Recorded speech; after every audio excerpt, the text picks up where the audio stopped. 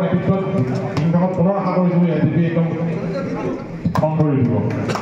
আমাৰ ডিব্ৰুগড়ৰ সভাপতি তৰুণ গগৈ, ডিব্ৰুগড় সমষ্টিৰ সভাপতি,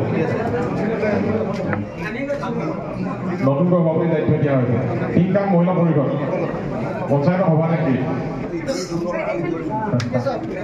19 এপ্ৰিলৰ দিনা ৰাজ্যখনৰ 5টা লোকসভা সমষ্টিত নিৰ্বাচন, তাৰ ভিতৰত ডিব্ৰুগড় লোকসভা সমষ্টিও আছে।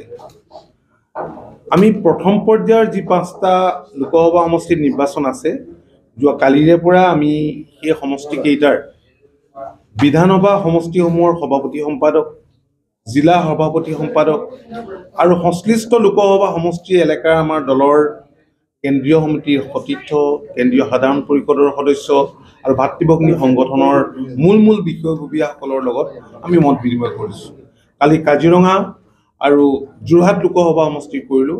আজি পুৱাবেলা আমি লখিমপুৰ লোকসভা সমষ্টি কৰিলোঁ আৰু এই বিয়লি বেলালৈ আমি ডিব্ৰুগড় লোকসভা সমষ্টিৰ এই সভাত আমি উপস্থিত আছোঁ। অসম গণ পৰিষদ দলৰ জিলাৰ কাৰ্যালয়ত আমাৰ নিৰ্বাচনৰ কাৰণে, লোকসভা নিৰ্বাচনৰ কাৰণে বহুদিনৰ পৰাই প্ৰস্তুতি আমি চলাইছিলোঁ। আমি আগৰ পৰা কৈ আছিলোঁ যে আমি ভাৰতীয় জনতা পাৰ্টীৰ নেতৃত্বাধীন মিত্ৰজোঁট চৰকাৰৰ অংশীদাৰ, NDAৰ আমি অংশীদাৰ আৰু আমি 14টা লোকসভা সমষ্টিতেই দলৰ সাংগঠনিক ভেটি মজবুত কৰিবৰ কাৰণে, জনসংযোগ বৃদ্ধি কৰিবৰ কাৰণে 2023 এপ্ৰিল মাহতেই আমি পোনপ্ৰথমে সেই সময়ৰ কলিয়াবৰ লোকসভা সমষ্টিৰ পৰাই আমি আৰম্ভ কৰিছিলোঁ।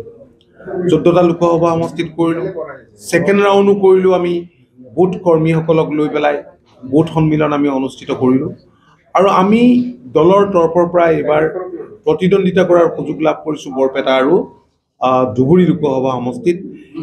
কোকৰাঝাৰ লোকসভা সমষ্টিত UPPLৰ প্ৰাৰ্থী আছে, বাকী 11টাত ভাৰতীয় জনতা দলৰ প্ৰাৰ্থী আছে আৰু ইয়াত মিত্ৰজোঁটৰ প্ৰাৰ্থী হৈছে সৰ্বানন্দ সোণোৱাল ডাঙৰীয়া, সকলোৰে পৰিচিত এগৰাকী ব্যক্তি, কেন্দ্ৰীয় মন্ত্ৰী হৈ আছে, অসমৰ প্ৰাক্তন মুখ্যমন্ত্ৰী।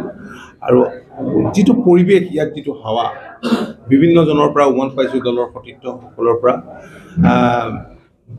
ইয়াত কোনো তেনেধৰণৰ প্ৰত্যাহ্বান নাই।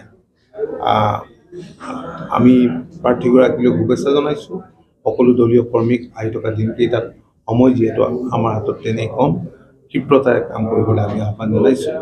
আৰু এই কথা অতি স্পষ্ট যে প্ৰত্যাহ্বান এইকাৰণেই নাই যে আপোনালোকে জানে যে বিৰোধীত কংগ্ৰেছ আছে আৰু কংগ্ৰেছৰ নেতৃত্বতেই বিৰোধী মৰ্চা গঢ় লৈ উঠিছিল। সমগ্ৰ দেশতেই প্ৰথমতে 40টা বুলি কৈছিল, 29টা বুলি কৈছিল, অসমত 17টা 18টা বুলি কৈছিল দল হোৱা বুলি। এতিয়াতো কেইটা দল আছে অসমৰ মানুহে নাজানে, কিন্তু ইয়াত জাতীয় পৰিষদৰ প্ৰাৰ্থী আছে। কোনো প্ৰত্যাহ্বান কেতিয়াও হ'ব নোৱাৰে। আমি ভাবোঁ যে বিপুল ভোটত ইয়াত NDA প্ৰাৰ্থীগৰাকী জয়লাভ কৰিব। কিছুমান মানুহৰ মুখত জাতীয়তাবাদ, আঞ্চলিকতাবাদ হ'ব পাৰে। আজি অসম গণ পৰিষদ দলৰ জন্ম কিয় হ'ল? দীঘলীয়া অসম আন্দোলন হ'ল। অসম আন্দোলন কিয় হ'ল?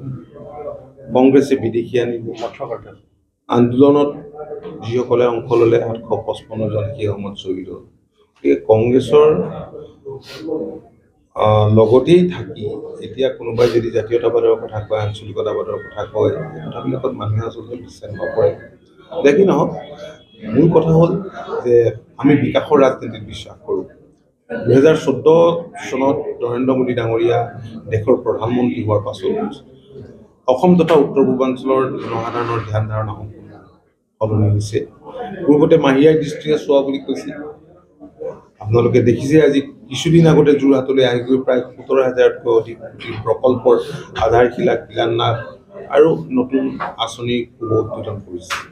ইয়াৰ উপৰিও মাননীয় মুখ্যমন্ত্ৰী ডক্টৰ হিমন্ত বিশ্ব শৰ্মা ডাঙৰীয়াৰ দূৰদৰ্শী সুযোগ্য নেতৃত্বত ৰাজ্যখনৰ বিকাশ ত্বৰান্বিত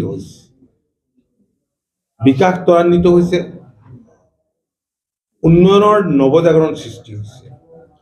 আজি কেইদিনমানৰ ভিতৰতে প্ৰায় 25,000 crores প্ৰকল্পৰ আধাৰশিলা শিলান্যাস আৰু ক'ৰবাত বিভিন্ন সম্পূৰ্ণ হৈ উঠা আঁচনিৰ শুভ উদ্বোধন হৈছে। তো এটা দিন আছিল এনেবোৰ কথা মানুহে কল্পনাও কৰিব পৰা